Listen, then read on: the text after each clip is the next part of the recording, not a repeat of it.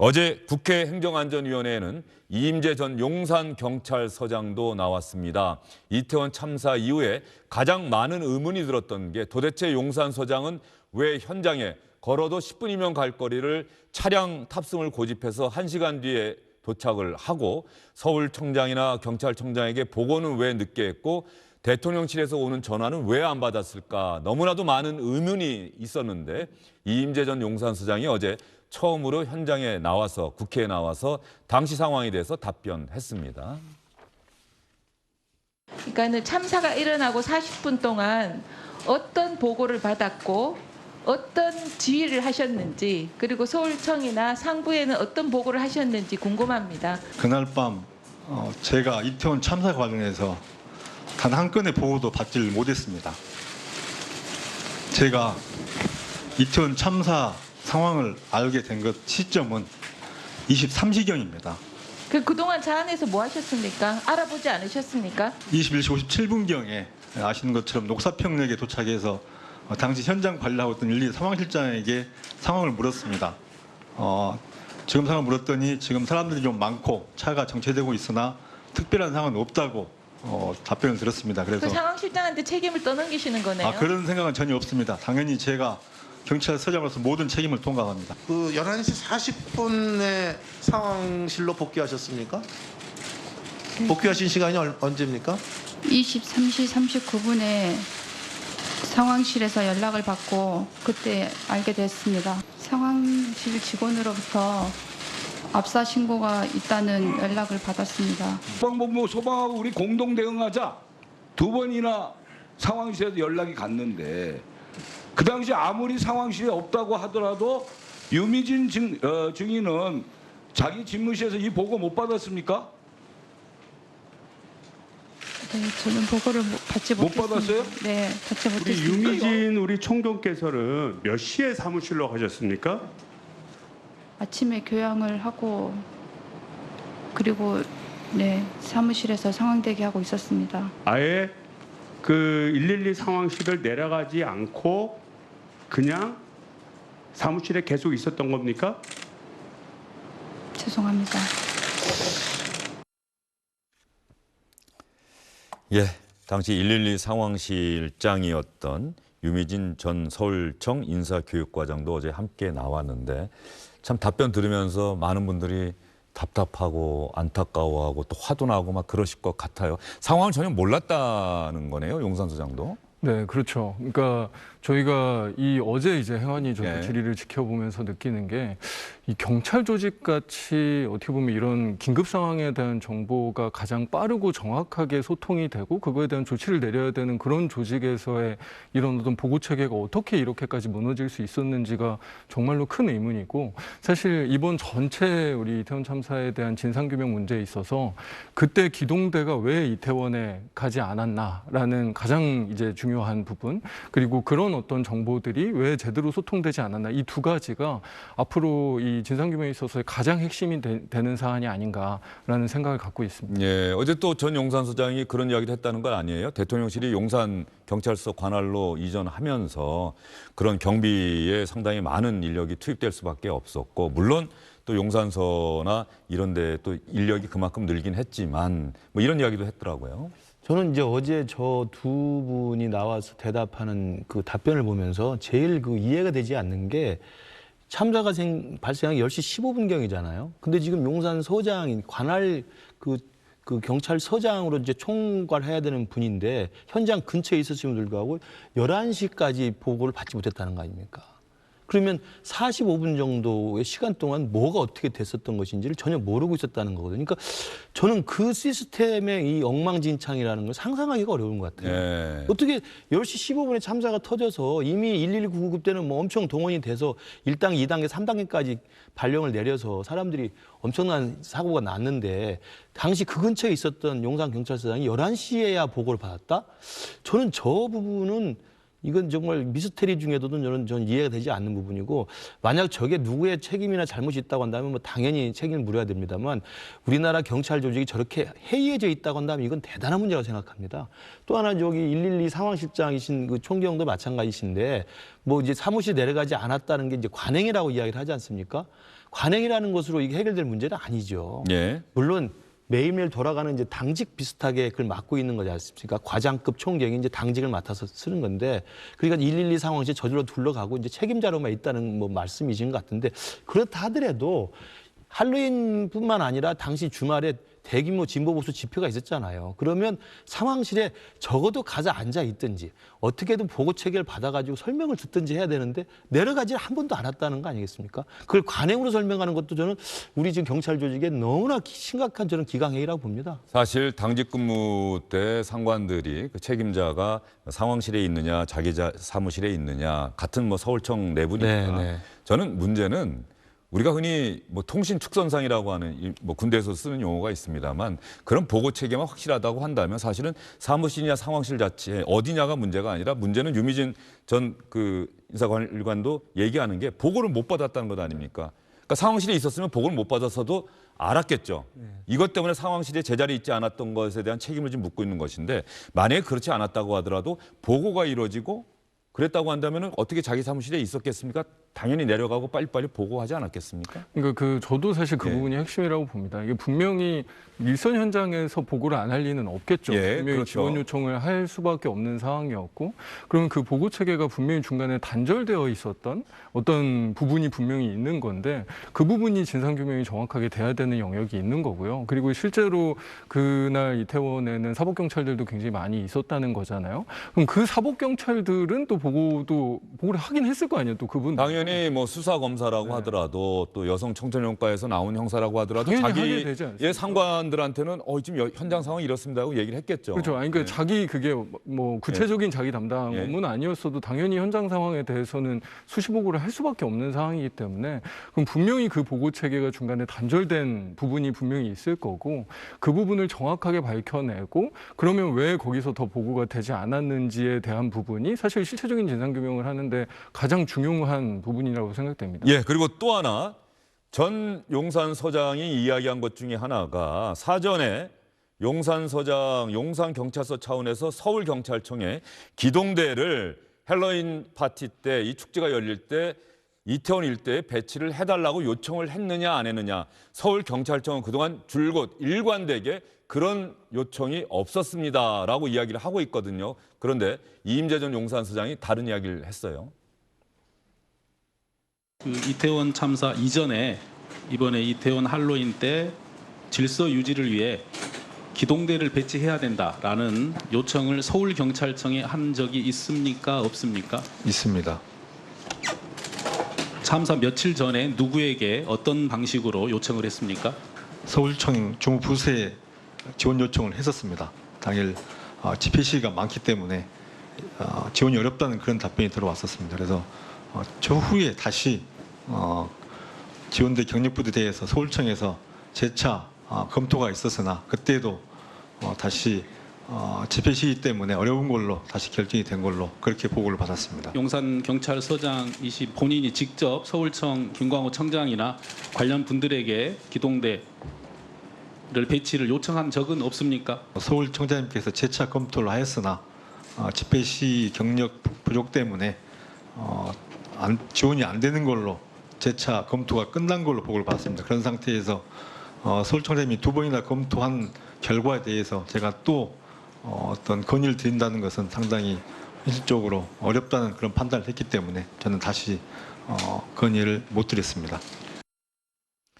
최기상 민주당 의원 영상의 마지막 질문에 사실 직접적인 대답이 있었어야 되는데 서장 본인이 직접 서울청장이나 관련자들에게 기동대 배치를 요청한 적이 없습니까? 라고 물어보면 있습니다, 없습니다 대답을 했어야 되는데 서울청장이 두 차례나 이미 검토한 결과에 대해서 그런데 이미 전 용산서장은 이야기를 한 거예요. 네. 우리가 보고를 해서 그런 건의를 해서 서울청장이 두 번이나 검토했다. 그런데 왜 서울청 차원에서는 그런 보고를 우리가 받은 적이 없다 그럴까요? 그러니까요. 그러니까 사실 지금 실무 라인에서 두 번 정도 이상 협의를 했고 판단도 두 번 이상 받았기 때문에 본인이 직접 건의하진 않았다라는 답변을 한 거잖아요. 그러니까 실제로 사실은 뭐 용산서장이 서울청장에게 직접 이야기했나 뭐 이런 여부가 중요한다기보다 제가 보기에는 그 실무선에서 이게 소통을 했을 때 분명히 서울청 아니면 경찰청에서 의사결정 단계가 있었을 거 아닙니까? 기동대 파견을 하면 안 된다.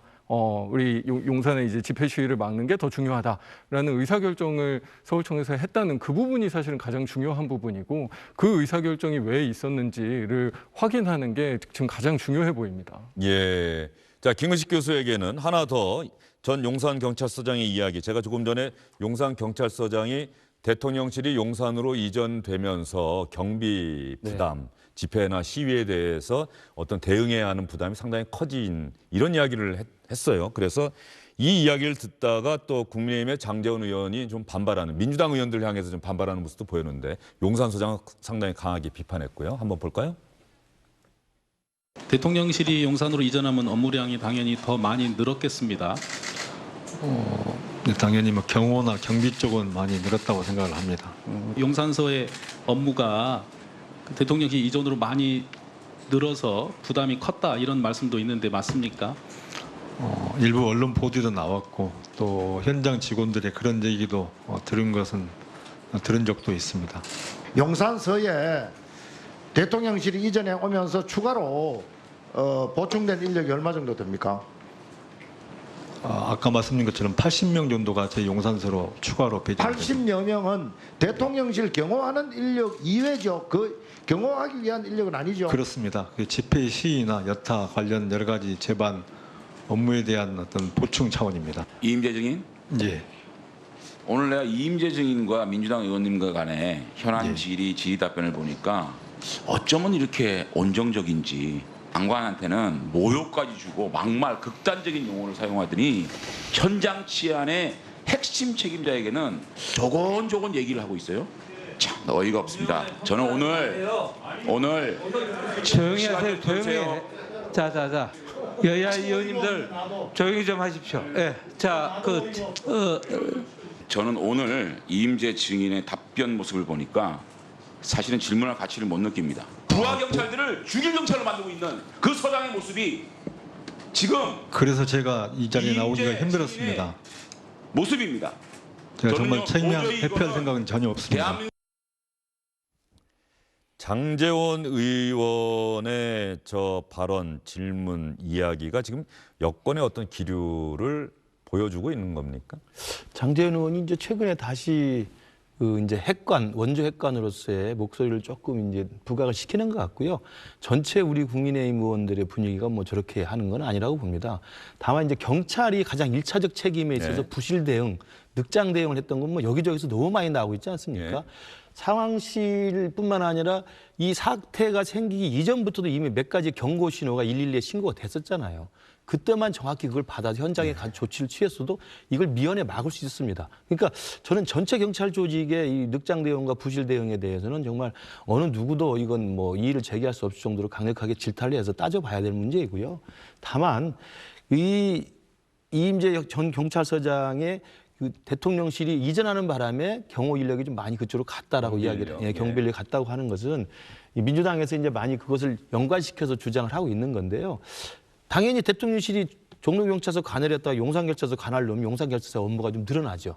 그래서 추가로 인력이 배치됐다고 지금 아까 확인을 해주고 있지 않습니까? 80명 정도가 더 배치가 됐다. 그리고 경호실, 경호처 인력이 또 있기 때문에 그 부분은 상시적으로 배치가 돼 있는 거라고 생각이 들고 특히 그날 주말에 진보보수 단체 집회가 있어서 용산까지 행진을 했기 때문에 또 그 부분에 또 인력을 배치를 했던 게 있었던 겁니다. 그래서 저는 가장 안타까운 게 할로윈대에 10만 명이 넘는 인파가 올 거기 때문에 안전사고에 대해서 철저한 준비가 부족했다는 이 아쉬움이 분명히 있고 그 부족했다면 누가 책임질 게 있다면 책임져야 되고요.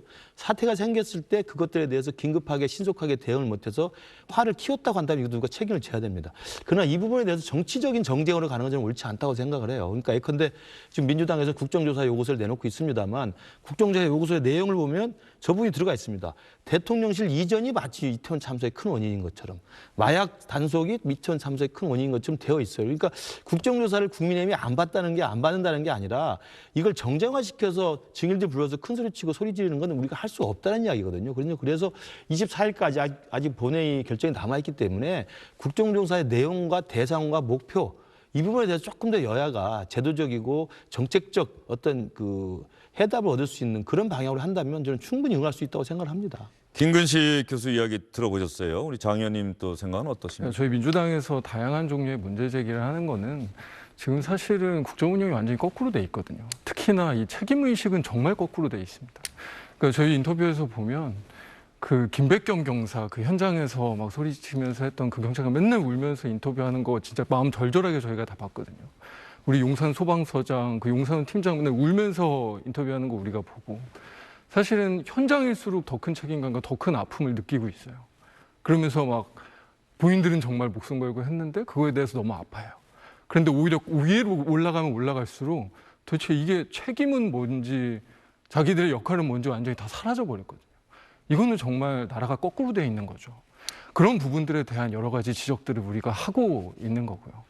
국정조사도 사실은 어저께 행안위에서 저 두 분 이 증인 불러놓고 이야기한 정도로도 우리가 그래도 실체적인 진실에 한 걸음 다가가는 기분이 들지 않습니까? 여러 가지 이야기를 듣고 있고 당연히 국정조사를 통해서 여러 이 관련된 분들에 대한 질의와 우리가 서면조사, 현장조사 여러 청문회 과정들을 거치다 보면 국민들께서 지금보다는 훨씬 이 사실에 대한 여러 가지 이제 알미 당연히 늘어날 수밖에 없지 않습니까? 그러니까 저희가 당연히 국정조사를 하자고 하는 거고요.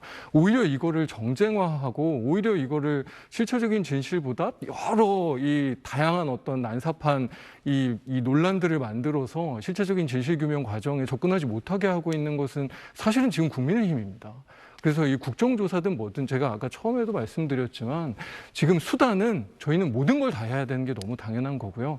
그 본질을 확실히 그 밝히는 그런 부분들에 여야 모두 집중해야 됩니다. 지금 국정조사 이야기를 상당히 왜 필요한지에 대해서 이야기를 해주셨는데 국민의힘이 현재의 공식적인 국민의힘의 반응은 수사가 진행 중인 상황에서 국정조사까지 한다고 한다면 수사에도 차질이 빚어질 수 있고 수사 대상, 수사를 받고 있는 사람들이 국정조사의 증인으로 나온다고 하더라도 수사를 받고 법적 책임을 져야 되기 때문에 제대로 말을 안 할 가능성이 있다. 이 상황에서 국정조사는 필요 없다. 그런데 어쨌든 민주당과 정의당, 야당들이 이걸 통과시킨다면 수적으로 통과될 수밖에 없어요. 그러면 국민의힘 내부에서도 그 상황에 대비해야 한다. 우리도 여기에 참여해야 하는 것 아니냐라고 하는 목소리는 분명히 있다면서요. 그러니까 국정조사에 대해서 원천적으로 이게 불가하다라고 이야기하는 건 아닙니다. 시기가 지금은 아니다라는 이야기를 지금 의견을 모은 거고요. 지금 국정조사와 이상민 장관의 거친 문제에 대한 국민의힘의 목소리는 다 비슷하게 나오는 그렇습니다. 거네요. 네. 예. 그러니까 이 주호영 원내대표가 최근 며칠 전에 다 재선급 중진원들 만나서 의견을 모았지 않습니까? 지금은 시기가 아니다라는 걸로 압도적으로 의견이 모아진 거예요. 그러니까 지금 의원님들 계시지만 24일 날 지금 본회의 할 거면 지금 서로 간에 정쟁을 해서 공방을 할 게 아니라 지금이라도 원내 수석 부대표라도 만나서 물밑에서 그러면 민주당에 제출한 국정조사 요구서에 문제점이 있으면 또 국민의힘이 또 제기하고 싶은 국정조사 요구서가 있을 거 아니에요. 그 내용들을 가지고 정말 국민 입장에서 왜 이 사건을 못 막았는가 그리고 막았지 못했다 하더라도 그 대응은 왜 이렇게 엉망이었는가에 대해서 국민들의 궁금증을 풀어낼 수 있는 내용으로 초점을 맞춘다면 저는 충분히 조율이 가능하다고 생각을 합니다. 내 개인적으로. 그런데 지금 그 부분이 안 되고 있기 때문에 이게 정쟁화되고 있다는 생각이 들고요. 저는 그래서 24일 날 본회의에서 지금 민주당이 올려가지고 강행 통과를 시키면 할 수 있습니다. 하고 반쪽짜리 국정조사를 해서 청문회가 가능해집니다. 그러면 국민의힘들이 대책을 세울 수밖에 없죠. 왜냐하면 지금 기관조사하고 서면조사하고 현장조사하고 다 할 거고 증인 참고일 불러서 할 텐데 그때 국민의힘이 싹 빠질 경우에 과연 이 이태원 참사에 대해서 국민들이 한쪽에 편향된 정보만 얻게 되기 때문에 국민의힘도 고민이 클 거라고 생각합니다. 저는 그런 의미에서 본다면 지금이라도 우리가 국민의힘이 정보라든지 진상을 막고 있는 게 아니라 지금 민주당에서 최근에 문제가 됐던 유족 명단 공개 같은 게 있지 않습니까? 그래서 제가 느끼기에는 마치 지금 이태원 참사를 정치적 어떤 호재로 삼아서 이게 세월호 참사와 비슷한 방향으로 좀 정권에 대한 퇴진론으로 가고 있는 게 일부 흐름이 있잖아요. 그런 부분에 대해서는 누구나 봐도 슬픔을 정쟁하는 거라는 의식을 가질 수밖에 없습니다. 그러니까 그런 민주당의 강경한 태도도 좀 불식을 시키고 우리 국민의힘에서 대통령 눈치만 보면서 이 부분에 대해서 성실하게 나서지 않는 한쪽으로 좀 불식을 시켜서 서로 간에 합리적인 사람들끼리 모여가지고 저는 국정조사에 대한 방향에 대해서 여야가 합의한다면 저는 충분히 해야 될 가치가 있다고 보고 제도적 개선을 위해서 여야가 머리를 맞대는 건 당연히 해야 할 의무라고 생각을 합니다. 지금 김근식 교수가 이야기한 이 부분이 꼭 뭐 보수층 진영의 논리가 아니라 민주당이 어쨌든 이런 명단 공개 유족의 동의를 전제로 하고 있긴 하지만 명단을 공개하자. 그래야 우리 국민이 함께 추모할 수 있다는 이 논리와 함께 이런 어떤 이 이태원 참사를 윤석열 정부 퇴진 운동으로 이어가려는 것 아니냐라고 하는 이 의문에 대해서는 민주당도 답변을 해야 된다는 생각이 들어요. 명단 공개 부분에 대해서는 사실 사회적인 좀 토론이 있었으면 더 좋았겠다라는 생각은 드는데, 근데 또 거꾸로 생각해 보면 예전에 이명박 전 대통령이 천안함 희생자들을 한 분 한 분 다 부르면서 예. 연설을 했어요. 박근혜 전 대통령 같은 경우에도 우리 세월호 희생자 의원들을 한 분 한 분 대통령이 다 부르면서 국정 연설을 했었어요. 왜냐하면 우리 역사가 시작된 이래로 그런 어떤 희생자나 아니면 국가에 큰 공헌을 한 분들에 대해서 이 한 분 한 분 이름들을 기억하고 하는 게 우리가 가지고 있었던 추모의 방식이 네. 맞았거든요. 근데 그게 사회적으로 맞지 않다라고 한다면 하지 않는 게 맞죠. 근데 그런 부분들에 대한 국민적인 공감대나 아니면 그걸 이 명단을 공개하신 분들이 그런 의식이 있었냐, 저는 좀 다른 이야기인 것 같아요. 근데 오히려 그런 문제를 온갖 언론이랑 막 당이랑 대통령실이 나서서 사실은 그 명단이 공개되는 걸 가지고 어떤 정략적인 방법으로서 이러니까 정권 퇴진으로 가는 거야 라고 가는 게 바로 정쟁화를 하는 겁니다. 그러니까 그런 부분들이 사실 지금 정부가 사실은 이 실체적인 진실규명이라는 국민적인 명령보다 정략적인 어떤 수단과 방법을 동원해서 어떤 방식으로든 책임 회피를 하려고 애만 쓰고 있는 게 아닌가라고 자꾸 생각이 들 수밖에 없는 거고요. 국정조사에 대한 논의 충분히 할 수 있습니다. 그러려면 국정조사 계획서라는 걸 특위를 구성해서 해야 되는 거예요. 그럼 왜 특위 구성해서 바로 김은식 교수님 얘기한 대로 그 논의를 바로 하면 되지 않습니까? 왜 그 국정조사 특위 구성하는 것 자체는 하지 않고 지금은 아니다. 지금은 왜 아닌가요? 지금부터 해야죠. 그리고 앞으로 정말 충분히 해야죠. 그리고 국민들이 그런 어떤 조사 과정이나 여러 가지 이런 어떤 사태가 진전되는 것들을 직접 보셔야죠. 그냥 경찰들이 한 거 가지고 그 결론, 정권에서 만든 거 가지고 그 결론 보면 실제로 그 수사 결과가 맞다고 하더라도 국민들 신뢰를 얻기가 어렵습니다. 그럼 그 이후에 재발방지 대책이든 그 이후에 어떤 것들이 제대로 국민들의 신뢰를 받아서 되겠습니까? 정말 한 점 부끄러움이 없이 모든 것을 다 투명하게 하려면 국정조사든 뭐든 우리가 할 수 있는 모든 것들을 다 하자라는 어떤 태도를 지금이라도 가져주는 게 너무나 필요한 그런 태도인 거죠. 네, 장 의원의 지금 말씀 잘 들었는데 그럼 장 의원은 어쨌든 간에 이 상황에서 정권 퇴진 운동으로 이어갈 것이라는 국민의힘 쪽에서 나오는 주장은 전혀 사실이 아니다 이렇게 말씀하시는 겁니까? 네. 전혀 사실이 아니다. 지금 당에서는 어쨌든 실체적인 진실을 정확하게 규명하는 게 가장 중요한 일이다. 그 실체적인 진실이 규명돼야 책임 부분도 정확해지는 거 아닙니까? 사실은 이 선우를 정확하게 따져서 하는 게 정치적으로서 정말 바람직한 일이니까요. 일부 의원들은 또 정권 퇴진 이야기를 꺼내기도 하고 집회에 참여도 하고 있고. 물론 이제 그거는 이제 개별 의원들의 정치 활동일 수는 있지만 그게 우리 당 전체가 가질 수 있는 방향성은 아니라고 생각합니다. 당 전체는 가장 이 본질적인 부분에 대한 부분을 하는 게 우리 당의 가장 중요한 목표인 거죠. 예, 김은식 교수 어떻게 장 의원님 말씀 잘 들으셨는데. 예, 그렇습니다. 그러니까 국정조사는 제가 누차 말씀드린 것처럼 하는 게 좋습니다. 그리고 국정조사를 해야만 입법부가 제도적 개선을 할 수 있는 것들을 의지를 모을 수가 있어요. 그리고 국정조사는 수사가 진행 중인 것과 별개로 또 할 수도 있는 게 있기 때문에 그리고 현실적으로도 국정조사를 진짜 우리 민주당에서 정의당과 함께 통과를 시키면 국민의힘에서는 막을 방법이 없잖아요. 그러면 국정조사 진행이 됩니다. 진행이 될 때 그러면 윤석열 정부 그리고 지금 이태원 참사의 어떤 대책과 책임을 짓는 물어보는 과정에서 국민의힘의 입장이 빠져버리면 한쪽 입장만 또 계속 부각이 되기 때문에 저는 국민의힘 쪽 입장이나 아니면 주호영 원내대표 입장에서도 24일 아마 본회의에서 통과되는 이유를 대비해서 나름대로 물밑에서 고민을 하고 있을 거라고 생각이 들기 때문에 국민의힘이나 민주당이나 진상조사 그리고 국민들한테 투명하게 이태원 참사의 원인과 진상 그다음에 대책이라고 하는 이 관점에서 할 수 있는 것들을 하고 투명하게 제시한다면 저는 국정조사는 국민들도 바라고 저는 여야도 반대할 이유가 없다고 생각을 합니다. 예. 다만 제가 말씀드린 것처럼 일각에서 이걸 세월호로 계속 확대 재생산하면서 정권 퇴진 운동을 하려는 우려가 제기되기 때문에 그런 부분에 대한 정쟁화를 우리 하지 말자는 것이고요. 마찬가지로 우리 쪽에서도 대통령실이나 아니면 우리 일부 당사자 쪽에서 너무 완강한 입장만을 가지고 이 부분에 대해서 좀 책임을 회피하는 듯한 인상을 갖는 것도 제가 볼 때는 해결해야 될 문제라고 생각을 합니다. 전 용산 경찰서장과 당시 이태원 참사 당시의 112 상황실장 어제 국회 행정안전위원회에 참석해서 의원들의 질문과 추궁, 질타를 받다가 눈물을 흘렸습니다. 눈물 흘리면서 사죄하는 모습을 보였는데요. 그 영상도 여러분께 보여드리겠습니다.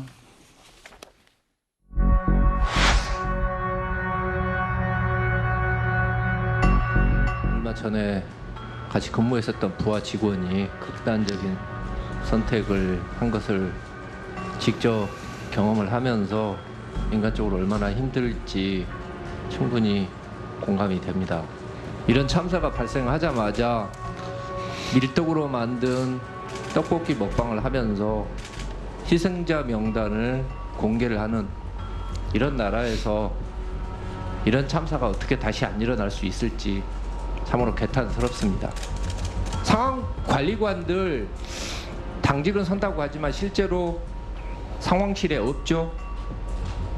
다른 상황관리관들 그 상황실에서 근무합니까? 당직 때? 근무하지 않죠?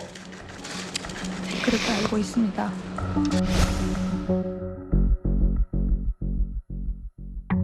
이런 것처럼 서장으로서 정말 고인과 이웃들께 뭐라 제가 뭐 사죄든 뭐든 다 드릴 말씀이 없습니다. 정말 죄인입니다. 제가 정말 책임을 회피할 생각도 없고 정말 경찰서장으로서 정말 그분들 지키지 못했다는 그 죄책감은 평생 안고 갈 것입니다. 그래서 오롯이 다 경찰서장의 책임입니다. 용산서 현장 직원들에게는 과도한 비난과 질책은 대신 저에게 현장 직원 경찰서인 저에게 다 해주십시오. 제가 다 받겠습니다. 정말 죄송스럽고 또 죄송스럽습니다. 제가 당일 상황관리관으로 근무를 성실하지 못하고 이런 큰 참사가 발생할 때까지 모르고 있었던 부분에 대해서 책임을 통감하고 있습니다. 네, 다시 한번 이태원에서 희생되신 분들 명복을 빌겠습니다. 유가족과 국민들께 정말 죄송합니다. 네.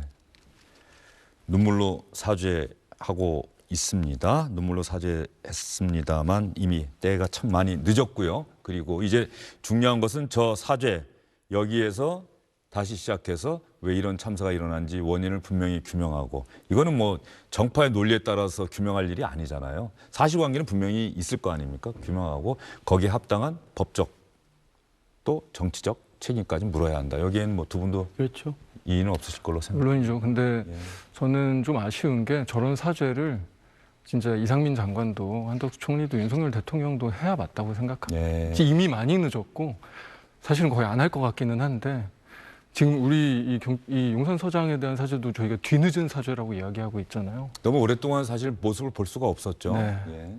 정말 너무 늦고 있습니다.